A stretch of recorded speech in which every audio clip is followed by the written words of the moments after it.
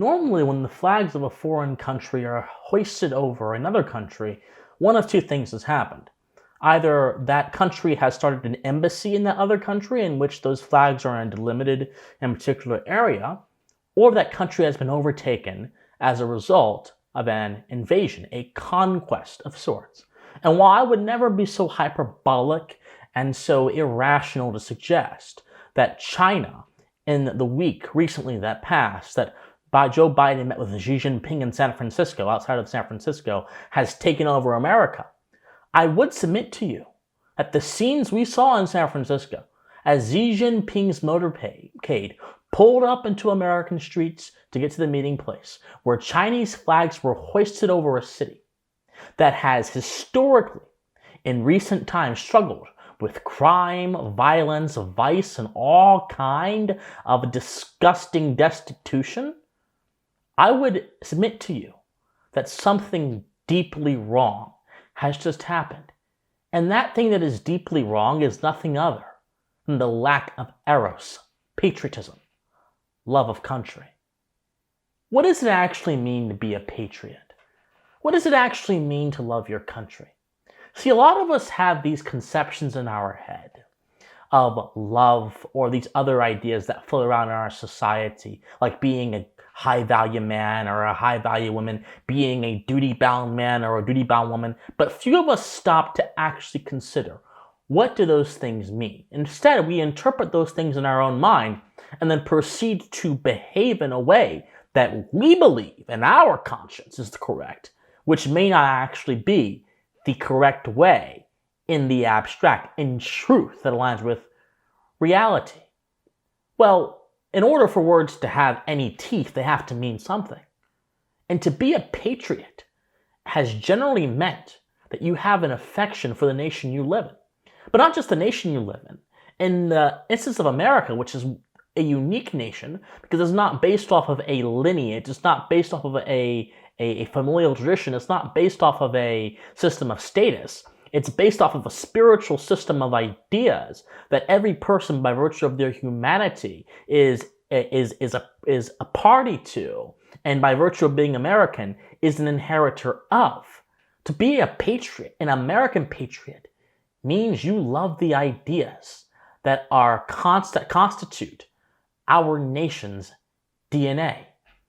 And yet so many politicians in this country, if that is indeed the definition of patriotism, have hated America for generations.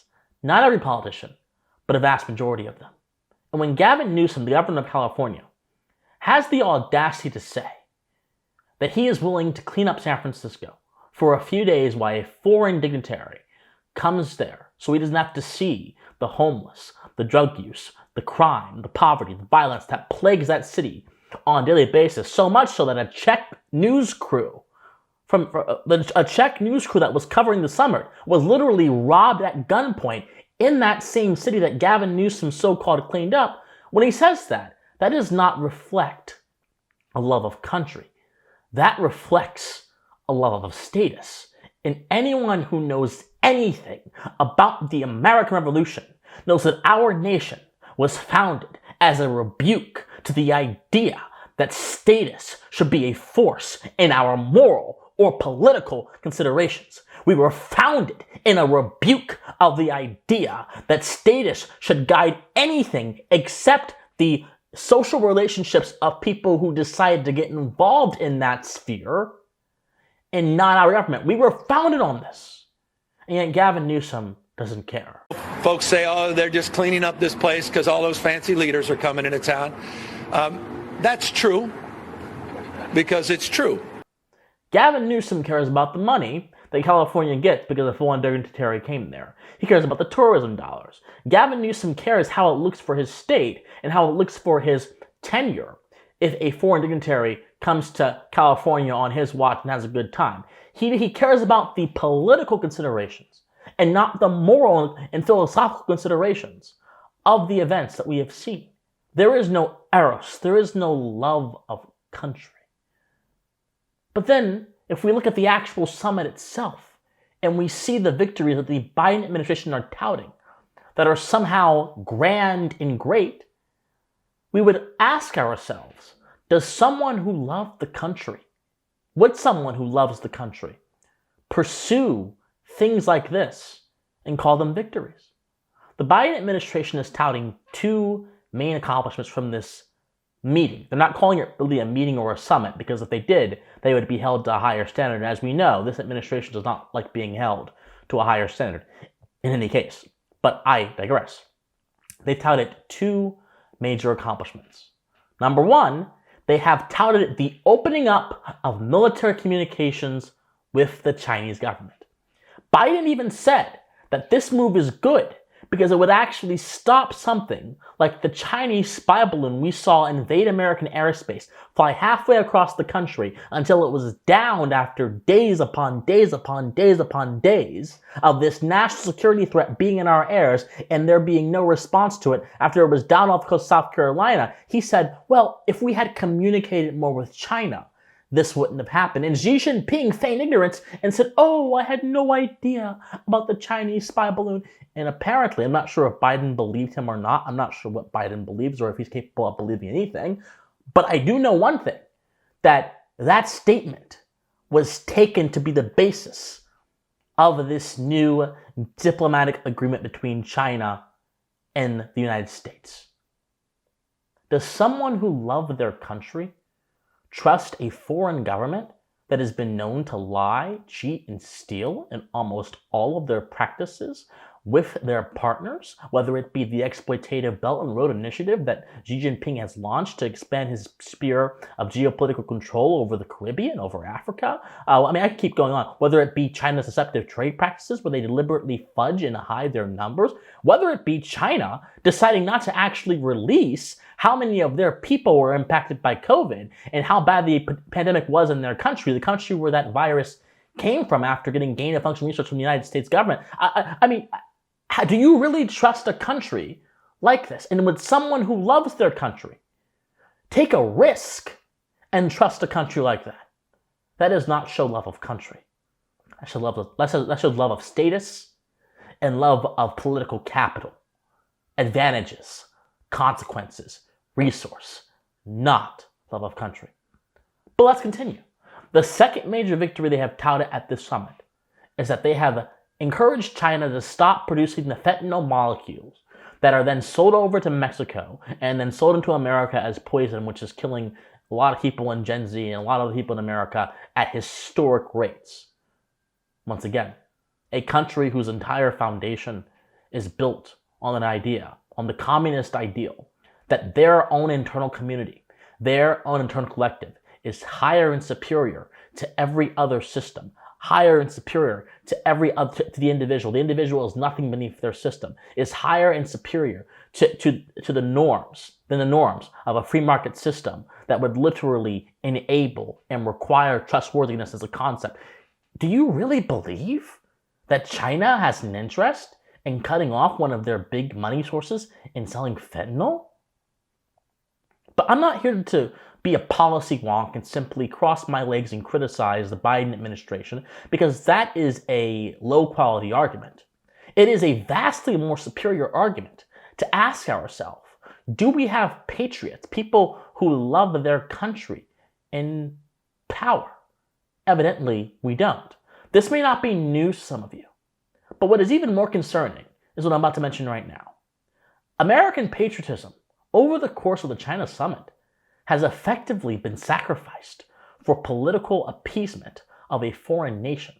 American patriotism has been sacrificed on the altar of Chinese appeasement. And I'm not picking on China or the Chinese people at all. No. What I'm saying is, when you live in a country and you love your country, you behave a certain way towards your country that necessitates certain kinds of behaviors that would not be of the kind we have seen from Joe Biden and Gavin Newsom over the course of this China summit.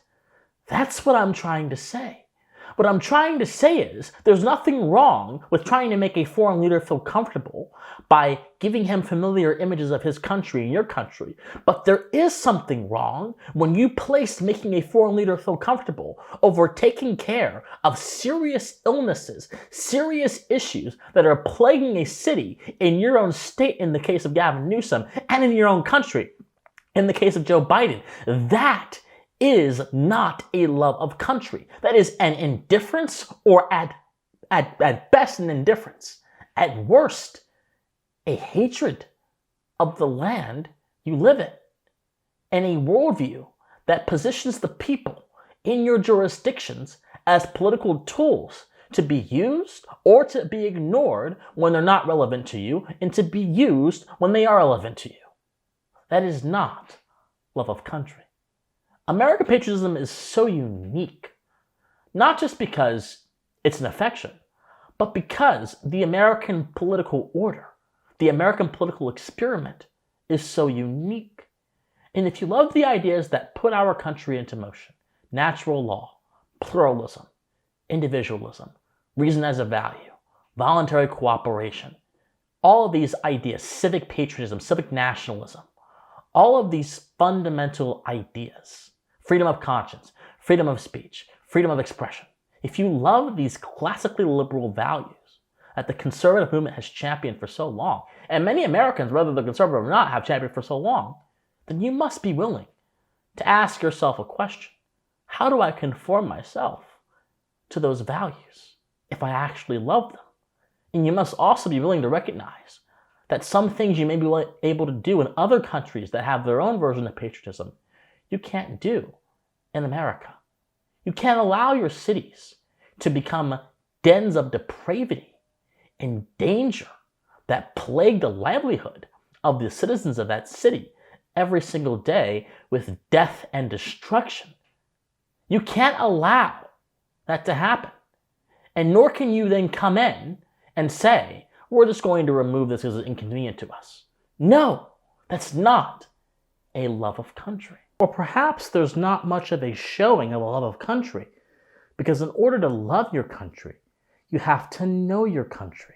In order to love anything or anyone, in my opinion, to truly love them, not to have infatuation, but to truly love them, you must know them on a deeper level. And so many politicians and so many Americans don't actually know America. If your view of America is as a roving welfare state that is meant to provide the necessities of all of its citizens, and in addition, meant to fund the lifestyles of the citizens at the expense of individual responsibility and self-reliance and the exercise of free will, then you don't know America. If your view of America is one of a roving warfare state that funds particular institutions that prop up the political institutions in our country, the government, to go to war against every single thing that breathes or violates some platitude or sacred cow that same establishment, the defense establishment, has convinced us is necessary for our survival, you don't know America.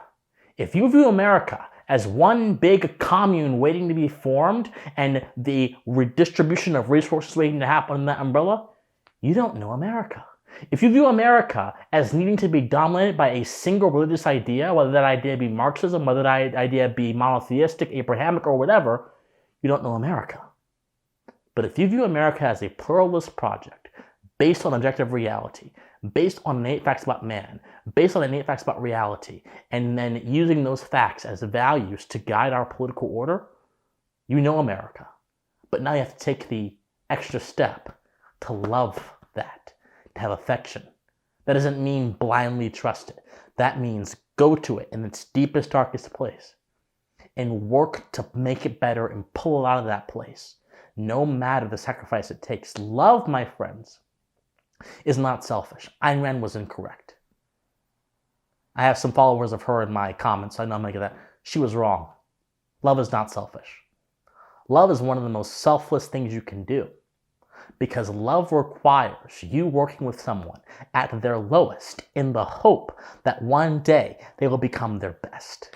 And sometimes, if you guys have ever loved someone, that can be a grueling process that is uncomfortable and even damaging to you. But in the end, it's worth it. But our politicians many of them don't even know America because they see America through electoral strategy. Ooh, how can I make sure my party wins this election? As opposed to seeing America as the beautiful consortium of philosophical principles and testament to the genius of man in a free society that it is, and that it will always be so long as it stands in its true nature. Additionally, love of country is not simply just a nicety, a feeling that you have towards your nation. Love of country is actually a cultural and social defense against foreign ideologies that are contrary to the way of life of your nation, and that by being contrary to it, also seek to tear it down. The American way of life, as I mentioned in this video several times, is so unique. It is unique on a philosophical level because it places the primary consideration of political order in the individual and not in the common good, not in status, not in familial lines, not in privileges. It places it in your humanity. But ways of life and orders of beliefs that are different from that idea will actively, by their nature, erode it and destroy it if they become the ideas that are believed more. But when you have a populace that is so rooted and grounded in that idea of love of country, and that idea of individualism, and that idea of the worth and dignity of every human being down to the core of their soul, they can fight back against the anti-American ideas, and those ideas won't even affect them because they are so strongly rooted in their convictions. That's what we're missing today in society. We're missing conviction. A lot of us are worried about what statement will make us get the least amount of followers or the biggest amount of followers. A lot of us are worried about what's trending and trying to conform ourselves to the ways of what's trending, the winds and the seas of society, as opposed to conforming ourselves to the higher matters of truth, the higher matters of decency, and the higher matters of righteousness. Many of us are concerned about the wrong things. And the revolutionary generation in America, the generation that caused the Shays Rebellion, the generation that literally said, you will not tax my whiskey, and I will go to the tax collector's house, I will embarrass him, and then I will stand right in front of an army of George Washington, and I will also embarrass him by refusing his advances. That same generation that did those two things, and much more during that period, and by doing that, defeated the Rick's whiskey tax, and it was really never enforced, that generation had conviction. They had moral principles. They had these ideas that are essential to defending a nation from ideas that are against it. We've lost that in our current era. Whether it's China or any other foreign dignitary coming to America and getting preferential treatment over our own people, the truth of the matter is very simple. You can't have a stable and just government unless people in that government understand why it is so important to have an affection for their nation. And unfortunately, my friends, I do not believe the leftists that currently inhabit many places in our nation, and even some people on the right that inhabit high places in our nation, could understand what it really means to be an American patriot if it hit them right in the face. No, being a patriot is not simply holding your hand over your heart and looking towards a foreign object. No. Being a patriot is not simply knowing a good tune or two that makes you feel emotional and bound up with passion inside. No. It can be those things, but primarily, being a patriot is understanding why your country is great and then acting in every instance in your official capacity as a politician and your capacity as a citizen to preserve that greatness on a civilizational level. That's what it means to be a patriot. But we recently saw that sacrificed to Chinese appeasement. And my fear is, if we continue down this path, and our lack of love of country, our indifference towards country, also influences our policies, like Joe Biden's indifference towards country influenced his policy prescriptions that he managed to pass at that summit, and Gavin Newsom's indifference towards his country influenced him to put China over his own citizens and clean them out and not actually deal with the issue. If we let that indifference of country guide our policy, as opposed to love of country as the Greek word eros, then, my friends, I'm not too sure we're going to have much of a country in the future if that line of action continues to go along. But all of you are empowered to fix this. all of you are empowered to actually do something about it, because all of you have the ability to show affection. You don't need permission from a government to show affection. You have the ability to show affection to your country and to conform your actions to that higher feeling, that higher belief, that higher behavior, and then do something to work towards that belief being universalized and more widespread amongst citizenry. And that's what I think us as Americans, forget politicians, us as Americans should do. And we should demand the same thing from those we put in office to govern our nation every day. My friends, love you guys so much. If you like me, like this video, comment on this video, share this video, subscribe to this channel. Be sure to support me financially if you want to keep me bringing this content to you. I have locals, PayPal, Patreon, buy me a coffee, merchandise store, all kind of things. All those things will be in the comment section down below as well. I love you guys so much. Study philosophy. Stay convicted. Study history. And most importantly, my friends, please stay pensive. Bye, everyone.